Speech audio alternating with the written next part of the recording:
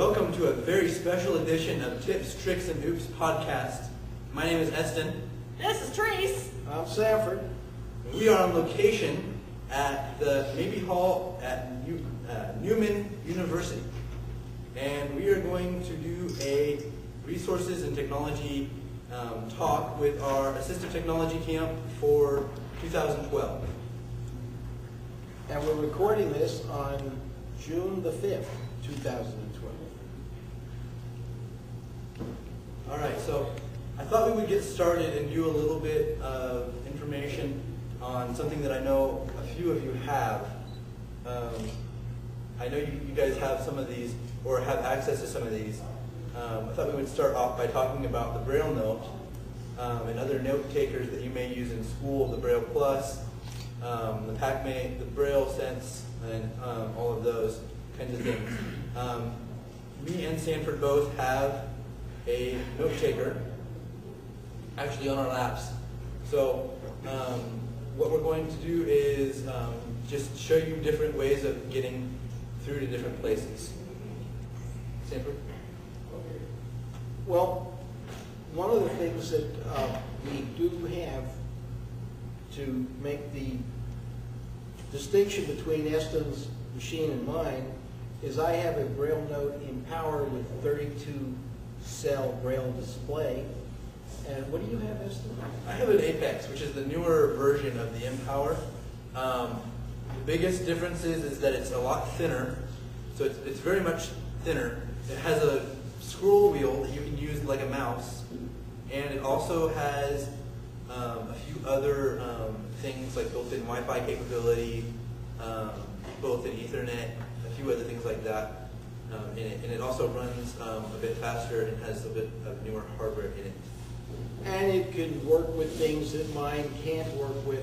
Some of the students may have Braille notes that they get through their school, and if you're using a BrailleNote Empower, it won't be able to do some of the things that Estin's can do.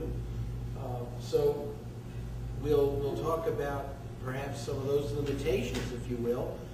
And Terese, you've not used a BrailleNote at all, right? A voice note or a Braille Sense? No, I haven't had any access to any of those devices since I am a low vision person. I have a tendency to go towards what I'm relying on most of the time now myself is the notepad on my iPhone that I use quite a bit. And if there's an event that I need to take a lot of notes on, there's also the voice recorder, and there's also I have the Dragon app, and I can tell that to record, and it'll just automatically dictate all of the notes and then convert them to text. And I can use that and set it to any print size that I want and save it, send it to myself in an email. So I have all my notes that way. Yeah. You know, my best friend keeps telling me, why will you not stop using the BrailleNote? It's not technology that's current that you really should be using. Why do you keep using it? And I tell him every time, the reason I keep using it is because I like the instant Braille access. I like being able to hit a key on it once and it pop up and actually die. But I like to have that capability so that I can just type in notes and it will type them in. There's no lag. My experience with iOS and a Braille display is not very good. I've used my Apex with it, and I've used another display with it. But it's just very laggy when you try and input text. So it's very difficult to do that.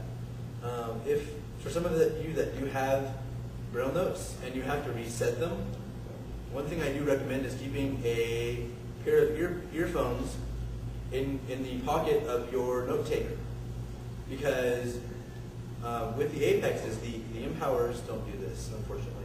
But the Apexes, the sound does not come out of the speaker when you reset if you have earphones in. But with the Apex, the sound does not go through, but the Empower it does go through.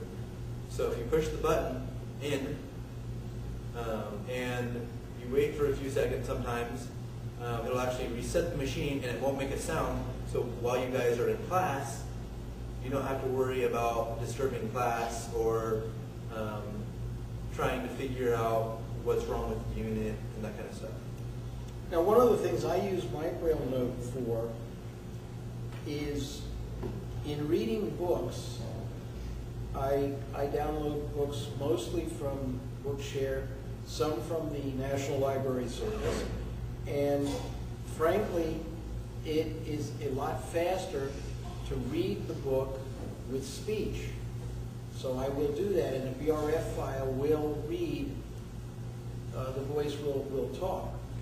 But the Braille gives me the ability when there's a word that you hear that you say, I didn't quite catch what it said, or how do you spell that?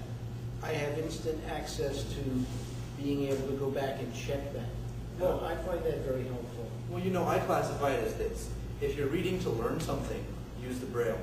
If you're reading for leisure and that kind of thing, then if you prefer Braille, use Braille. But if speech is what you deal with a lot and what you like to use, then just use speech, because then you're not trying it with a textbook. It's not getting in there. So it's just very interesting, I think. So I mean that's the different ways that that we use our Braille notes. Now. Well, I have a couple of others. Oh, yeah? A couple of other things, yeah.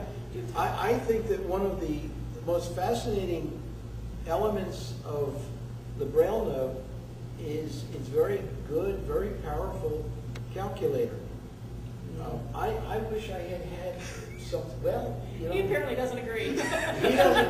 We don't always agree on everything. No, we don't. But it certainly is better than some of the other things that are running around, and it's better than nothing. I'll give you that. And it was a lot better than what I didn't have when I was in school. Yeah. So from that standpoint, it works. Yeah, I had a friend of mine create a calculator that works through the web browser on the BrailleNote, and so I can do a whole bunch of different things that the BrailleNote calculator can't do, factorials, a whole lot of other scientific stuff that we're not going to get into now. But I have that so that I can use it at my discretion and figure that out. So I really don't. I mean, the scientific calculator is not bad, but it's somewhat limited in the functions that it can do.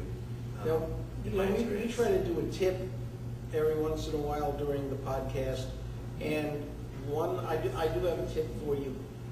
And for the students too. And yeah. for the students, once in a while, particularly where I notice it happening, is in the calculator. It's what made me think of that.